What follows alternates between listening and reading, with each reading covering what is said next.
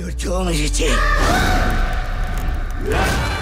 বাংলা ছবিগুলোর মধ্যে এবার সবচেয়ে বেশি নজর কেড়েছে অভিনেতা দেবের রঘু ডাকাত। মহাষ্টমীর দিন এই ছবিটি বক্স অফিসে প্রায় কোটি টাকা ব্যবসা করেছে, যা সিনেমা বিশেষজ্ঞদের অবাক করেছে। প্রথমে দেব শুভশ্রীর জুটির ধূমকেতুর চেয়ে কিছুটা ধীর গতিতে শুরু করলেও পূজার আবহেই দেবের এই পিরিয়ড ড্রামার ব্যবসার গ্রাফ ক্রমশ ঊর্ধ্বমুখী। মহাষ্টমীর দিন রঘু ডাকাত বক্স অফিসে রীতিমতো দেব ধামা ছবি ঘিরে বিতর্ক, রাজনৈতিক নেতার সঙ্গে দেবের উত্তপ্ত বাক্য বিনিময়।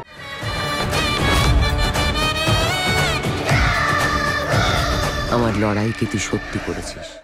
এমনকি প্রেক্ষাগৃহে শো হারানোর অভিযোগ। কোনো কিছুই যেন রঘু ডাকাত দেবের জয়যাত্রাকে থামাতে পারেনি। প্রথম দিন থেকেই এই ছবিটি আরেকটি বিগ রিলিজ রক্তবীজ 2 কে পেছন ফেলে দিয়েছিল।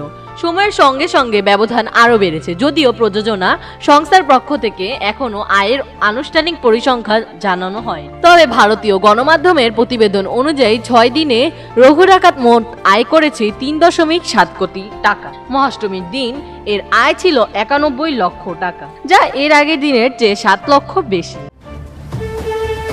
জন্মাইছি ভালোবাসবো মরে যাব আছে সাহস। সাইমা ইসলাম, অধরা, SBS বাংলা।